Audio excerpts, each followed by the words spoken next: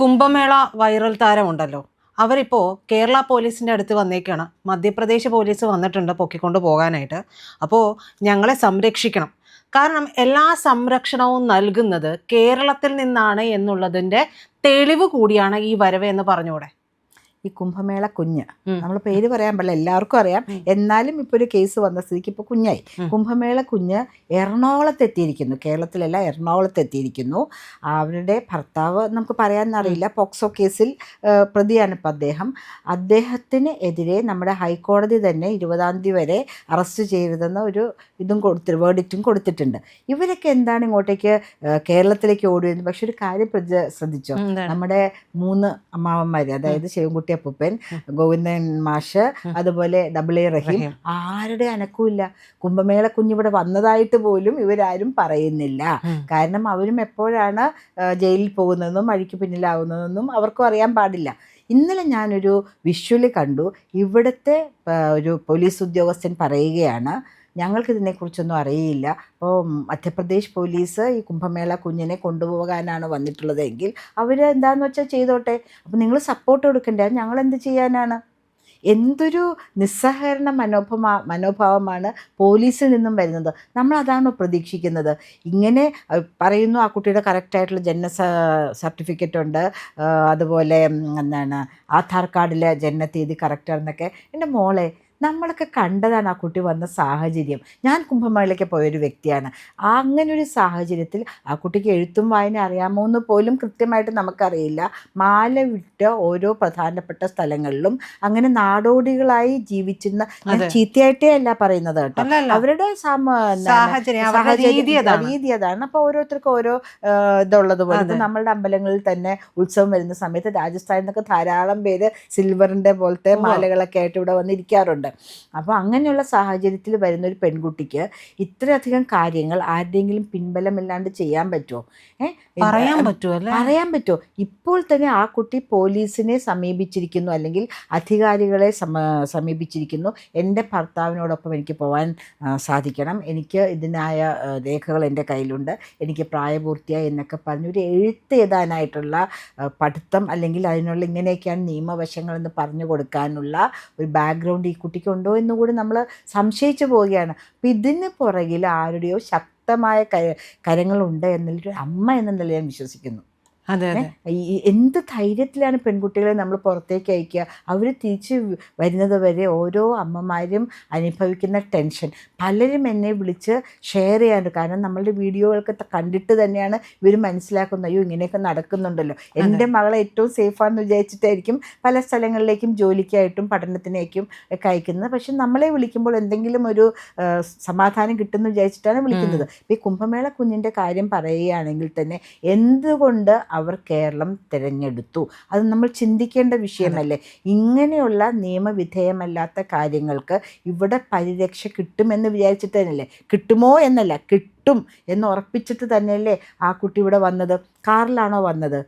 ട്രെയിനിലാണെങ്കിലും ഫ്ലൈറ്റിലാണെങ്കിലും ബസ്സിലാണെങ്കിലും അടുത്തുള്ള പാസഞ്ചേഴ്സ് അവർ റെക്കഗ്നൈസ് ചെയ്യും. So she would have travelled by car അല്ലേ? അല്ലെങ്കിൽ ഇവർ പറയുന്ന പോലെ ഹിജാബോ മുഖം മറച്ചിട്ടായിരിക്കും ട്രാവൽ ചെയ്തിട്ടുണ്ടാകുക. പക്ഷേ ഇന്നലെ ആ പോലീസ് ഉദ്യോഗസ്ഥൻ്റെ ശാരീരിക ഭാഷയിൽ നിന്നും, അല്ലെങ്കിൽ അദ്ദേഹത്തിൻ്റെ മുഖചലനങ്ങളിൽ നിന്നും, അദ്ദേഹത്തിൻ്റെ വാക്കുകളിൽ നിന്നും എനിക്ക് മനസ്സിലായി അദ്ദേഹത്തിന് ഹയർ അപ്സിൽ നിന്ന് എന്തോ ഒരു ഓർഡർ വന്നിട്ടുണ്ട് to protect these people at least till 20th എന്നാണ് എൻ്റെ ട്രെയിൻഡ് ആയിക്ക് തോന്നിയത്. വളരെ നിസ്സഹകരണ മനോഭാവത്തിലാണ് അദ്ദേഹം സംസാരിച്ചത്. ആ മധ്യപ്രദേശ് പോലീസ് വന്നിട്ടുണ്ടെങ്കിൽ അവർ കണ്ടുപിടിക്കട്ടെ, ഞാൻ കണ്ടുപിടിക്കുന്നതെന്ന് പറയുന്നില്ലല്ലോ. അപ്പോൾ പക്ഷേ ഇവരും ഓരോ സ്ഥലങ്ങളിലേക്കും ഓരോരുത്തരെയും അന്വേഷിച്ച് പോകുമ്പോൾ ഇങ്ങനെയാണോ അവിടെയുള്ള പോലീസുകാർ പെരുമാറുന്നതെന്നും കൂടി ഇദ്ദേഹം ഒന്ന് ആലോചിക്കണം. ഇവർ സത്യമുണ്ടെങ്കിൽ പിന്നെ എന്താ പേടിക്കാനുള്ളത്? അപ്പോൾ ഐ ജസ്റ്റ് കാൻ ബിലീവ്, നമ്മളൊക്കെ ഒരു ഡെവലപ്ഡ് സൊസൈറ്റിയിലാണ് ജീവിക്കുന്നത്. കുട്ടിക്കും ഒരു കുഞ്ഞുണ്ട്, ഞങ്ങൾക്കും കുഞ്ഞുങ്ങളുണ്ട്. ജനിച്ചോടനെ നമ്മൾ ആധാറായിട്ട് ലിങ്ക് ചെയ്യുമോ? ആധാർ എപ്പോഴാണ് ഇത്രയും പ്രോമിനൻ്റ് ആയിട്ട് വരാൻ തുടങ്ങിയത്? ബർത്ത് സർട്ടിഫിക്കറ്റിൽ ആധാർ ലിങ്ക് ചെയ്തിരിക്കുന്ന ഇതാണെന്നൊക്കെ പറയുന്നുണ്ടെങ്കിൽ ഇതിൻ്റെ പുറകിലൊരു സത്യമില്ല എന്ന് മനസ്സിലാക്കാനുള്ളൊരു കോമൺ സെൻസ് വേണ്ടേ? എൻ്റെ മകൻ്റെ ബർത്ത് സർട്ടിഫിക്കറ്റിലേക്ക് ഞാൻ ലിങ്ക്ഡ് ആയിട്ടുണ്ടോ എന്ന് എനിക്കപ്പോൾ സംശയം തോന്നി. ആധാർ ലിങ്ക്ഡ് ആക്കിയിട്ടുണ്ടോ എന്ന് എനിക്ക് സംശയം തോന്നി ഇതൊക്കെ കേട്ടപ്പോൾ. അപ്പോൾ ഒരു കുഗ്രാമത്തിൽ ജനിച്ച് അവിടുത്തെ പരിതസ്ഥിതിയിൽ വളർന്ന് അവരുടെ മാതാപിതാക്കളുടെ കുലത്തൊഴിൽ ചെയ്ത് ജീവിക്കുന്ന ഒരു പെൺകുട്ടി ആധാർ കാർഡിനെ കുറിച്ച് എപ്പോഴായിരിക്കും ആലോചിച്ചിട്ടുണ്ടാവുക, അത് ജനന സർട്ടിഫിക്കറ്റുമായി ലിങ്ക് ചെയ്യണമെന്ന് അവർ മാതാപിതാക്കൾ ആലോചിച്ചിട്ടുണ്ടാവും. ഇതൊക്കെ ചിന്തനീയമായ വിഷയങ്ങളാണെന്നാണ് ഞാൻ പിന്നെ പറയുന്നത്. ഈ CPM നേതാക്കളുടെ കാര്യം മാം പറഞ്ഞല്ലോ, അവരെന്താണ് ഇക്കുറി രംഗത്ത് വരാത്തത്? അവർക്ക് ഇവർക്കായിരുന്നല്ലോ ധൃതി, ഇവർക്കായിരുന്നല്ലോ ധൃതി, ഇവരായിരുന്നല്ലോ എല്ലാ രേഖകളും ചാടിച്ച്. ഇങ്ങനെ തന്നെയല്ലേ നമ്മളെപ്പോഴും കാണുന്നത്, കുഴി കൊണ്ട് ചാടിച്ചെന്നാൽ പിന്നെ അവർക്ക് യാതൊരു ബാധ്യതയില്ല.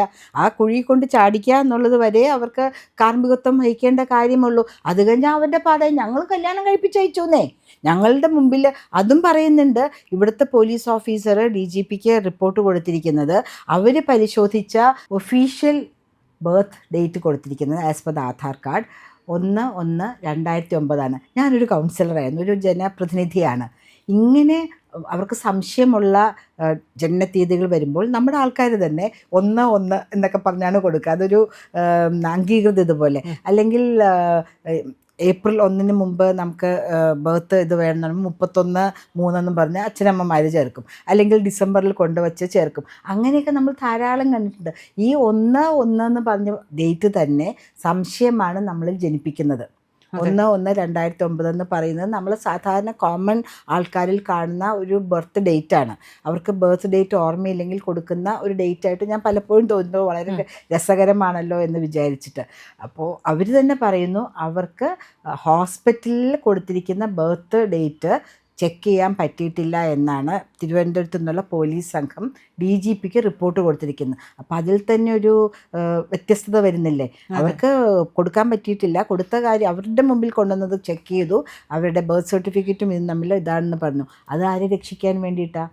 പിണറായി ആഭ്യന്തരം കൈയാളുന്ന, ഇപ്പോഴും കരുതൽ ആഭ്യന്തരമന്ത്രി അദ്ദേഹം തന്നെയാണ്. അദ്ദേഹത്തിൻ്റെ പ്രിയപ്പെട്ട 3 പേരെ സംരക്ഷിക്കുവാൻ വേണ്ടി കുക്കപ്പ് ചെയ്തൊരു റിപ്പോർട്ടായിട്ടാണ് അന്നേ തന്നെ എനിക്ക് തോന്നിയത്. എൻ്റെ പൂർണ്ണമായ വിശ്വാസം ഇവിടെയുള്ള CPM നേതാക്കളുമായി ബന്ധപ്പെട്ടിട്ട് അവരുടെ അനുവാദത്തോടും ആശീർവാദത്തോടും കൂടി തന്നെയാണ് കുംഭമേള കുഞ്ഞും സോക്കോൾ ഭർത്താവ് നമുക്ക് പറയാൻ പറ്റില്ലല്ലോ, അദ്ദേഹവും ഇവിടെ എത്തിയിരിക്കുന്നത്. ഇവർ സംരക്ഷണം കൊടുത്തിരിക്കുന്നതും ഇവർ തന്നെ ആയിരിക്കണം എന്ന് വിചാരിക്കുന്നു. അല്ലെങ്കിൽ നമുക്ക് രണ്ടാമത്തെ വശം, കോയിൻ്റെ ഒരു വശം ഇവർ കൊടുത്തിരിക്കുന്നു. അല്ലെങ്കിൽ ഇവിടെയുള്ള തീവ്രവാദ സംഘടനകൾ, ജിഹാദുകളുമായി ബന്ധപ്പെട്ട് പ്രവർത്തിക്കുന്ന വ്യക്തികളുടെ അനുഗ്രഹത്തോടും ആശീർവാദത്തോടും സംരക്ഷണം ഉറപ്പാക്കിയിട്ട് തന്നെയാണ് ഇവരിവിടെ എത്തിയിരിക്കുന്നതെന്ന് കോയിൻ്റെ മറ്റേ വശം. അത് കാരണം അഖിലഹാദിയുടെ കാര്യമൊക്കെ നമുക്കറിയാം. അതെ, അവർക്ക് വേണ്ടിയിട്ട് സുപ്രീം കോടതിയിൽ വരെ പോകാൻ വേണ്ടി ഫണ്ട് ഇറക്കിയത് ആരാണ്, അവർക്ക് പൂർണ്ണ സംരക്ഷണം കൊടുത്തത് ആരാണ് എന്നുള്ളതൊക്കെ നമ്മൾ കണ്ടതാണ്. അതെ, തീർച്ചയായും. അതുകൊണ്ടാണ് നമുക്കിത് പറയേണ്ടി വരുന്നത് സാഹചര്യത്തിൽ ഇങ്ങനെ തന്നെ. അതാണ് ഞാൻ പറഞ്ഞത്, കോയിൻ്റെ രണ്ടു വശം. ഒന്നുമില്ലെങ്കിൽ CPM, കാരണം അവരുടെ ജാള്യത മറച്ചു വയ്ക്കാനും ഞങ്ങളോടൊപ്പം ഉണ്ടെന്ന് കാണിക്കാനും, അല്ലെങ്കിൽ ഈ ഭീകര സംഘടനകൾ നമ്മളുടെ കുഞ്ഞുങ്ങളെ സിറിയയിലേക്ക് ആടിമയ്ക്കാനായിട്ട് അയക്കുന്നത്, അങ്ങനെ തന്നെ പറയണം. കാരണം പലരുടെയും കാര്യങ്ങൾ നമുക്കറിയാം. ഇവിടെ കൺവേർട്ട് ചെയ്യപ്പെട്ടതിന് ശേഷം നല്ല വിവരവും വിദ്യാഭ്യാസമുള്ള പെൺകുട്ടികൾ എവിടെയാണ് അവസാനിച്ചതെന്ന് നമുക്കറിയാം. അപ്പം അങ്ങനെയുള്ള സംഘടനകൾ, കാരണം കുംഭമേള കുഞ്ഞിപ്പോൾ ലോക പ്രശസ്തിയാണല്ലോ, അങ്ങനെ പ്രശസ്തിയായ ഒരു പെൺകുട്ടി ഞങ്ങളുടെ മതത്തിൽ വിശ്വസിച്ച് എല്ലാം ഉപേക്ഷിച്ച് ഇതിൽ വന്നിരിക്കുന്നു എന്ന് പറയുന്നത് അവർക്ക് ലോകത്ത് മുഴുവൻ പ്രചരിപ്പിക്കാൻ പറ്റുന്ന ഒരു വിഷയമല്ലേ. അതുകൊണ്ട് ഇവർ തന്നെ ആയിരിക്കാം ഈ പെൺകുട്ടിക്ക് വേണ്ട സഹായ സഹകരണങ്ങൾ ചെയ്തു കൊടുക്കുന്നതെന്നും, കേരളം പോലെ ഇവരുടെ സംഘടനകൾക്ക് സ്ലീപ്പർ സെല്ലുകളുള്ള മറ്റൊരു പ്രദേശം, അല്ലെങ്കിൽ അവർക്ക് പ്രൊട്ടക്ഷൻ കൊടുക്കാൻ പറ്റുന്ന ഒരു പ്രദേശം, അല്ലെങ്കിൽ ഗവൺമെൻറ് തന്നെ പ്രൊട്ടക്ഷൻ കൊടുക്കുന്ന ഒരു പ്രദേശം ഇല്ല എന്ന് കരുതിയിട്ടായിരിക്കാം അവരിങ്ങോട്ടേക്ക് വന്നത്. അല്ലെങ്കിൽ ഭർത്താവിനും കുംഭമേള കുഞ്ഞിനും ഇവിടെ യാതൊരു കണക്ഷനില്ല, റൂട്ട്സ് ഇല്ല, റിലേഷൻസ് ഇല്ല, രണ്ടുപേർക്കും ഇല്ല. അവരുടെ ഭാഷ ഇതല്ല, ജനിച്ച വീണ സ്ഥലം ഇവിടെയല്ല. എന്തുകൊണ്ട് കേരളം എന്ന് പറയുകയാണെങ്കിൽ നമ്പർ 1 ആണ് കേരളം ഇങ്ങനെയുള്ള ഭീകര പ്രവർത്തനങ്ങളിൽ, അല്ലെങ്കിൽ ഇതുപോലെ ഇല്ലെജിറ്റിമേറ്റ് നിയമവിധേയമല്ലാത്ത കാര്യങ്ങൾ നടപ്പിലാക്കി കിട്ടുവാനായിട്ട് മുമ്പിൽ നിൽക്കുന്ന സംസ്ഥാനം കേരളമായതുകൊണ്ടാവും നമുക്ക് വിവക്ഷിക്കാം. പക്ഷേ പ്രജിതിൻ്റെ പുറകിലൊക്കെ ഒരു കാര്യമുണ്ട് കേട്ടോ, ഇതൊരു നല്ല കാര്യമല്ല. നമുക്ക് അസ്വസ്ഥത ഉണ്ടാക്കുന്ന കാര്യമാണ്. ഇവിടെ എങ്ങനെയാണ് നിയമം അനുശാസിക്കുന്ന ആളുകൾക്ക് എവിടെ നിന്നാണ് പരിരക്ഷ കിട്ടുന്നത്, ആരിൽ നിന്നാണ് നമ്മൾ സഹായം തേടേണ്ടത്, സഹായം അഭ്യർത്ഥിക്കാൻ പോകുന്ന പോലീസ് ഇന്നലെ മാധ്യമങ്ങളിൽ വന്ന് പറഞ്ഞു നമ്മൾ കണ്ടതല്ലേ. അവരിൽ നിന്ന് പോലും ഒരു സംരക്ഷണം കിട്ടില്ലെങ്കിൽ ഇത്രയും ദൂരം ഇരിക്കുന്ന വ്യക്തമായിട്ടുള്ളൊരു ഹിന്ദി പോലും സംസാരിക്കാൻ അറിയാത്ത ഒരു കൊളോക്കിയൽ ലാംഗ്വേജാണ് ഈ കുംഭമേള കുഞ്ഞിൻ്റെ പേരൻസ് സംസാരിക്കുന്നത്. അവർക്ക് എവിടെ നിന്നാണ് കിട്ടുന്നത്? ഒരു നീതി ഉറപ്പാക്കാൻ വേണ്ടി മധ്യപ്രദേശിൽ നിന്നുള്ള പോലീസുകാർ ഇവിടെ വന്ന് നിൽക്കുമ്പോൾ അവർക്ക് പോലും വേണ്ട സൗകര്യങ്ങൾ ചെയ്തു കൊടുക്കാതെ മുഖം തിരിക്കുന്ന ഒരു അവസ്ഥയിലാണ് ഇവിടെ ഇരിക്കുന്നത്. പക്ഷെ ഞാൻ പറയുകയാണെങ്കിൽ കേന്ദ്രം ഭരിക്കുന്നത് മോഡിജിയാണ്. നമ്മൾ കണ്ടല്ലോ, ഇപ്പോൾ നാസിക്കിലെ കാര്യം നമ്മൾ കണ്ടല്ലോ.